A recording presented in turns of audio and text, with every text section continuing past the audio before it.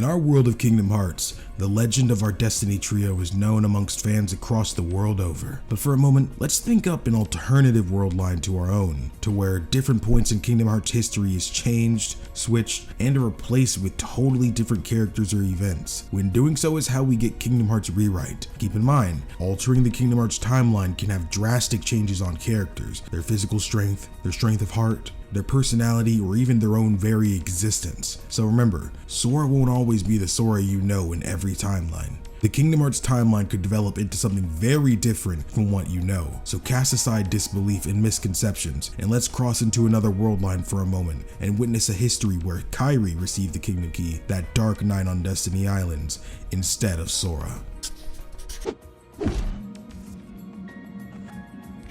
The sun has already set on the night before our trio's Big Sea adventure, where they'll be departing in search for other worlds, and maybe find the world Kairi came from 10 years ago. The sky tonight is dark purple, as some threatening looking clouds still cling on within view of the horizon, and millions of stars dance across the boundless sky as if they're combating against the menacing night. Underneath those stars, Kairi has just made her way back onto the island after previously heading back home. She recalled overhearing the adults talking about mysterious seashells that have been appearing on the shores of the beach at night. Knowing that she's making a charm for Sora out of the beautiful seashells she's found, she couldn't pass up on an opportunity to make Sora even happier, especially after he won the race with Riku earlier that day. I'm really glad he won. So let's find those seashells. Kairi makes her way to the far side of the beach, where Sora and Riku had raced previously earlier in the day. She'd been looking up and down the beach but couldn't find the seashells anywhere. Aw, did I mishear them? Maybe I'm too early. Just as Kairi spoke, another wave crashed onto the beach, leaving behind a multitude of luminous seashells, glowing a bright sapphire color, as if they contained some of the ocean within itself. Oh, wow, they're so beautiful. She knelt down to collect the sapphire seashells and began placing them in her basket that she had brought with her. She was really happy in this moment because the seashells were so beautiful, and she finally got to use the basket she got to make with her mother. Once satisfied with the amount she's collected, she remarks, "Yeah, that should do it. Sora's gonna love these." With her task finally completed, Kairi heads back to her boat to head home for the night, but just as she's about to leave, a loud noise coming from the island near the waterfall. Fear washes over Kairi as if it were waves from the ferocious ocean, but she still decides to take a moment to see what made the sound a moment ago. What if it was Sora or Riku trying to scare her late at night? It wouldn't be the first time. But as she approaches the door near the waterfall, Kairi! Riku! She turns around and begins to walk back down the wooden ramps. As heavy rain begins to pour down, she reunites with Riku. Riku, it's raining. What are you doing here? Riku? What's wrong? Huh? Oh, nothing's wrong. I'm great, actually. Better than great, in all honesty. Something about Riku didn't seem quite right, as if the way he spoke and laughed felt unhinged when compared to his usual self. He walked away and began a monologue talking about going to see other worlds and a new power he's obtained. But Kairi just couldn't take a second more of this. Riku, please. Let's just head back tonight. With Sora's help, we can make our plan in the morning so we can all leave together. You don't have to go through such far lengths on your own. Thanks, Kairi, but you worry too much. The only problem is, I don't think Sora's quite ready yet. He doesn't understand the world the way you and I do, so come with me. Riku held out his hand towards Kairi, and in that exact moment, a surge of darkness exploded beneath him and surrounded the two. The force is so strong that Kairi struggles to not fall back onto the ground. She looks around and is stunned to see small bug-like monsters closing in towards her. Then, in the next moment, dozens of creatures dogpile on top of her. A moment after her shriek, a mysterious bright light emerges from within the horde of dark creatures, causing them to be blasted away in all different directions. And the cause of that light was Kairi, who slashed them away reflexively. Huh? What is this thing? A long sword shaped similarly to a key rests within her hands, emitting the same bright light that emerged just a moment ago. What could it be? The Keyblade. Keyblade? Don't be afraid, because you possess the strongest weapon in all of the worlds. Kairi's face is struck with massive confusion. She's never heard of a Keyblade before, nor does she recognize the voice she's hearing in her head, but it appears she's got a power that makes her no longer feel behind Sora and Riku, as they were the ones always protecting her while growing up, as they got into trouble and practiced with swords together. But now, as she thinks about it, where had Riku gone? She notices he wasn't where he was once standing anymore. Riku, where are you? Kairi, are you there? Sora, is that you? It started pouring outside, so I got a little worried about the raft. Is that why you're here too, Kairi, to check up on it? Well... In that moment, a strange sound caught Kairi and Sora by surprise, but a moment later, the small home they grew up on began to crack as some of its pieces began to float into the sky. Kairi! A giant's hand grabbed Kairi and began to pull her up onto one of the island's floating platforms. Sora and Kairi had reached out their hands to one another, but to no avail, and Kairi was taken to where Sora could no longer reach her. The giant's hand had thrown Kairi onto the ground of the platform. They weren't very high up, but even then, there'd be no way for her to escape back down normally. Looking above her, she seems a supernatural sight, a hole in the air as if someone had poked a hole in the sky, and it was causing the world they knew to break up and fly towards it. The monster in front of her was dark, similar to those she saw earlier on the island, with the exception that this one was towering in front of her at least 15 feet tall. In a swift motion, the giant lifted its arm into the air and rushed its fist into the ground, creating a pool of darkness underneath it, with the smaller dark creatures from earlier spawning from within it. The impact of its fist had knocked Kairi over onto the ground, but assessing the situation, she's realized she doesn't have much choice than to attempt to take out the enemies. You can do this, Kairi. Sora, Riku, give me strength! Instantaneously, Kairi rushed to the fist of the giant and began attacking it with her Keyblade. During the fight, he repeated the process numerous times, spawning more creatures and then attempting to attack Kairi. After another one of his fist attacks, she climbed up the giant's arm and ran up his sleeve, delivering a fatal blow to its eyes. Doing so caused its destruction as it vanished without a trace. This would be a moment to celebrate, but the moment after the fight concluded, the gravitational pull that the black hole in the sky increased dramatically, but while clinging onto the branch of a tree, it snapped and Kairi was sucked in. That was the start of a new life for Kairi. She eventually woke up in a new world just as her and her friends intended to visit, but waking up, she wasn't alone. She was found by two strange characters who called themselves Donald Duck and Goofy, who explained that when they found her, she was carrying the key they were looking for, and that they were sent out by their king to find her and to stick with her. They later introduced her to Leon, Aerith, Yuffie, Sid, and Merlin the Wizard, who went more into detail explaining the identities of the monsters she's faced. They're known as the Heartless, who are born from the darkness in people's hearts, alongside them being the cause of their own world's demise. But the weapon Kairi holds is the Keyblade, a legendary weapon that can defeat the Heartless. Kairi explains that she's worried about her friends Riku and Sora, and the family she left behind on the island. Leon had a dark expression on his face, but soon said they may have made it here in Traverse Town, and that if she sticks around they may show up, though Donald and Goofy disagree, believing that their best bet is to check out other worlds that are nearby that they may have been sent to, which we all know is just an underhanded statement by Donald to get her to come with him to continue their mission from the king. After what seems like an eternity of debating back and forth between what the best course of action should be, the Heartless attacked their hideout and began running amok all throughout the districts of Traverse Town. The team decides to spread out and search for the leader amongst them. Getting rid of him will eliminate the small fry as well. Traversing around town eventually led them to the location of the leader, but arriving there, Kairi's eyes shine as she sees Sora is struggling against the Heartless with a Keyblade of his own. It's Sora! We've gotta help him! Come on, you guys! And so together, Kairi, Sora, Donald, and Goofy neutralize the Heartless and save Traverse Town. Kairi elated to see Sora safe and sound, but there's a ringing question sounds in her head. How does Sora have a Keyblade too? She asks him and his reply shocks her. When she was taken away by the dark side Heartless back on the island, Sora had searched for a way to reach her, but during his search he encountered a brown-robed figure who was standing before a dark portal. He explained that inside led to the power to reach you. Though it's still suspicious, Sora proceeds forward anyways. On the other side of the portal was a grim world full of dust and dirt, which even Sora could tell was an ancient battlefield of sorts, with tons of Keyblade resting in its soil. The robed man motioned Sora to follow him and led him to a crossroads in the field that laid a Keyblade separated from all the others. The man stood and said nothing as Sora reached out and released the Keyblade from its soil pedestal. The robed man chuckled afterwards, and then unexpectedly the Keyblade moved in Sora's hands as if it had a mind of its own, and stretched itself forward and created a beam of light into the distance, and created a similar portal that they just came through, but this one was made out of pure bright light. Your friend awaits.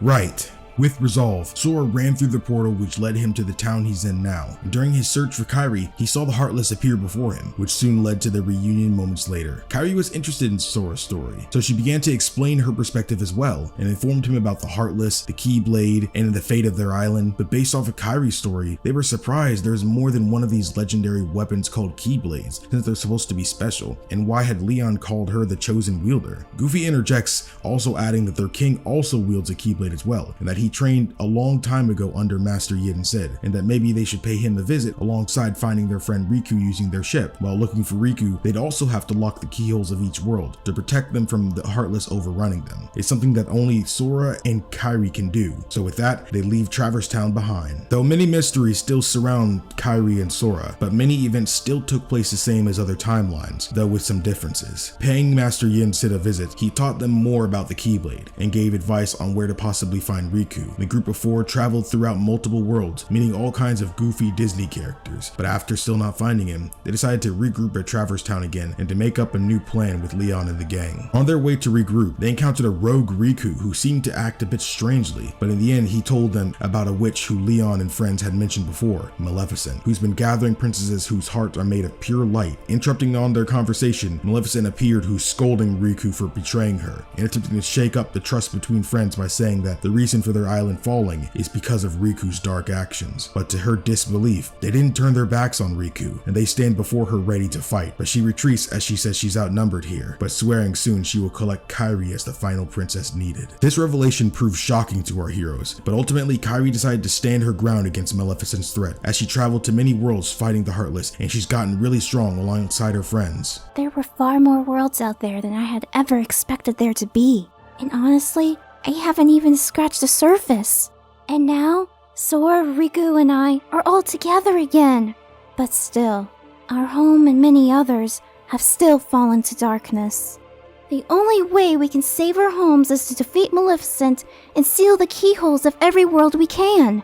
With that said, everyone moved by Kairi's words. Everyone felt remotivated to do what they can to stop Maleficent. Sora especially could tell. There was a fire in her eyes, and it's burning brighter than he's ever seen it within her. Her strength, her confidence in herself, and her burning trust in her friends. It makes her shine so radiantly that it has encouraged him even more so to be more like her and stand his ground against Maleficent, to be by Kairi's side to support her. The group traveled throughout more worlds, defeating the Heartless and finding more collaborators of Maleficent along the way, making sure they're put in check, until they reached Hollow Bastion. The world is so huge that the team decided to split up to find the lead. During this time, Kairi, Donald, and Goofy ended up running into Sora, who hasn't found a lead either. Then in the next moment, a loud, strange sound rang throughout the building. Unsure of what it was, everyone makes a beeline straight towards the direction of the sound. But after reaching where they thought the sound came from, they've reached a totally empty room. Little did they know, Maleficent was actually waiting for them. Using her magic, she's transformed into a dragon and attempts to kill the group of heroes. Things were going well until Riku appears, landing a finishing blow on Maleficent. But after she's defeated by Riku, Kairi notices something strange about Riku. The clothes he's wearing and the aura he's giving off reek of darkness. But before she can say anything, Riku lashes out at Sora, blowing him back in the opposite direction. He used his Keyblade to block Riku's attack just in time, but the force used against him still left Sora hurting. It wasn't until a moment later all becomes clear that this wasn't Riku at all, and he was possessed by a man named Ansem, who Kairi remembers Leon mentioning during his story, alongside his reports she's found throughout the various worlds. Is this truly the same man, she ponders? Ansem doesn't give her time to think as he lashes out against her. The two now locked in Keyblade combat. The battle draws on, Kairi fighting against the dark powers Ansem uses against her, but in the end she defeats him, with Riku's body fading away. Riku, I'm sorry. Without time to grieve over Riku, the Traverse Town gang appears, explaining that Riku isn't actually gone, but he used Ansem's powers to escape a way to recover. They also explain that with Merlin's magic, they'd be able to find them and make their way there to help, thanks to Sid's ship. But now that all the princesses have united, the keyhole itself has completed, and now the final one must be locked just as the others have. In compliance, Kairi and friends destroyed the Heartless, protecting the keyhole inside the dark depths, and sealed the keyhole. But Ansem still lurks using Riku, and he still needs to be stopped if they want to restore the worlds. So everyone heads back to their ships, with Leon and the gang headed back to watch over Traverse Town, while Kairi's group lands in the end of the world. There's no doubt about it. Ansem is here. I can feel it. Come on, it's this way, everyone.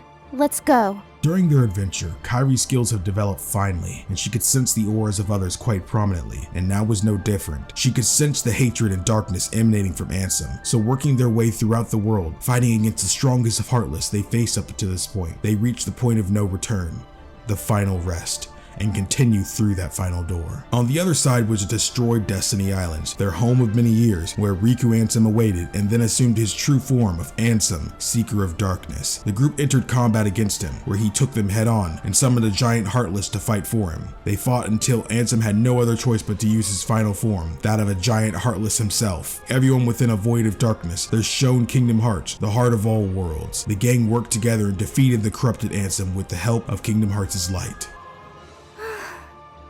It's over. It's really over. We did it, guys.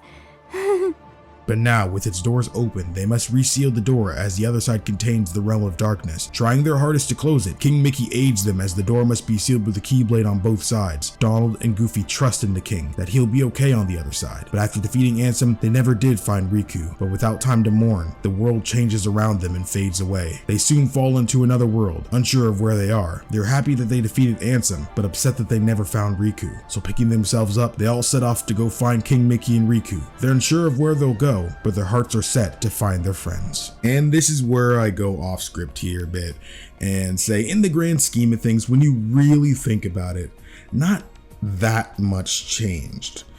And I know a lot of the story which seemed like it kind of did, but the worlds were still saved, Ansem was still defeated, and Riku and Mickey's whereabouts were still unknown by the end of the story. Though many details are still shrouded in mystery, like who was this brown-robed man that Sora encountered at the beginning of the story, and why did he aid Sora? What's the history of the Keyblades, and why exactly did Kairi receive the Keyblade instead of Sora? Well, I think I'm gonna leave that up for you guys to just guess. My own personal headcanon, if this story were to ever continue, would be along the lines of Kairi is a heart of pure light, and she was also the one who needed it the very most in that moment, and she was in the right place at the right time, similar to how Sora got it. He was in the right place at the right time, and he honestly needed it the most at that moment. So I guess you could say she got it the same reason Sora got it, but because they were in different positions in this story, that's why it ended up being her. And I really wanted to develop more of Kairi with this story, but I didn't want to go too into fully rewrite Kingdom Hearts 1, because of course there was a lot of dialogue that just can't be made into video form without making this video well over an hour long. Who knows, a few hours if I really wanted to put everything I wanted to into this video. I mean, of course we could have gone more into actually pondering about who the brown-robed man was and have Kairi and the gang question it more and try to find out who it was, or have them land on Destiny Islands at the end of this story and have them go out and search for that brown-robed man, or go out and find Riku that way, or even have Riku appear in the realm of darkness alongside Mickey at the end. I mainly did that because he's still technically there in my own head. Riku still is in that realm of darkness, but he wasn't there quite yet. If you guys remember from 0.2 and everything like that, he actually did hear Aqua cry out to him and fought those Heartless together. You could just say that for your own canon, but if you guys ever wanted a continuation of this, let me know. I probably, even if I did continue this, it probably wouldn't be for a good while, because there are tons of other rewrites I'd want to like really go into before this, because there are rewrites of Cage 3 and Dream Drop Distance and all these other parts of the overall Kingdom Hearts story I'd love to rewrite with my own hands and just go in and just see what I can change and stuff like that. And I know that though this story wasn't that different, there are other ones that I already have planned out in my head that can just throw you guys for a loop, man. I'm excited for this series. I did want to say again, as I've said in previous videos, this rewrite is very different from other ones, and I'm mainly talking about like with the voice acting and stuff. Of course it'll mainly have my voiceovers and stuff like that, but likely there won't be full out voice acting and stuff like that in future ones, unless it's just that big of a one or something like that, or that crazy of a story that I feel like it'll fit.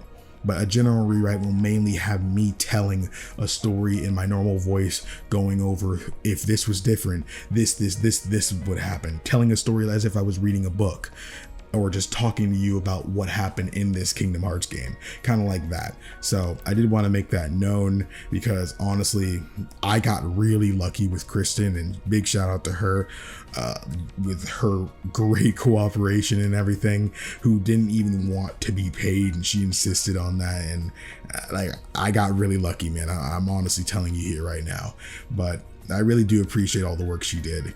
I know a lot of you guys were kind of suspicious or anxious how this story would unfold, so I hope I lived up to expectations, as it's the first Kingdom Hearts rewrite episode. Not all of them will have, like I just said, another amazing voice actor like this one. So shout out to Kristen Archer for her work as Kairi in this video. She did an amazing job. You guys should definitely check out her socials in the description box below. This video took a lot of effort, but was the first of many, so I hope you enjoyed. This is something I'd like to make the bread and butter of this channel, long theories. How you guys know I always make theories. I'd love to always be having a rewrite going out and stuff like that, and be working on one, because I want this to be a staple on the channel that brings in a lot of new people. And I hope this is something that you guys would love to share with your friends, because if you have any of those friends that love Kingdom Hearts, I'm sure they'd love to see, you know, some alternate stories and stuff like that to what if this and what if that happened in the Kingdom Hearts series. So I really hope you guys enjoyed this. Before I go, another reason why I wanted to make this specifically the very first rewrite episode was because I know a lot of people feel like I don't like Kairi, and I used to feel like I didn't like Kairi, but I realized it's not that I don't like Kairi, it's just that I'm more disappointed with her character, how she's portrayed in the normal Kingdom Hearts series, and I feel like she's less important than other people are, even though she does a great job in the emotional support kind of area. I'd love for her to be able to support people emotionally, but also be able to be there physically, like the leader and great warrior I know she's able to be. And that's how I kind of tried to portray her in this video. You know, her being able to be a big motivational support for Sora, and just seeing how strong she is kind of motivates him to try harder too, instead of the other way around. I mean, I know, you know, we all know Sora and etc., but I think it was really cool to have Kairi in that role as the strong character and the one leading the troops, I guess. And that's just what I really wanted to portray her as, and I really just wanted to give her a little bit of justice that I feel the KH series hasn't quite given her yet, but I'm sure they will eventually. So I hope you all enjoyed, and if you did, subscribing to the channel would really mean the world to me, and leaving a like on this video will show that you guys really did like the Kingdom Hearts rewrite and you're excited for more of that. So thank you all so much for watching. My name is KingdomAce, and remember, my loyal knights, to always fly skyward.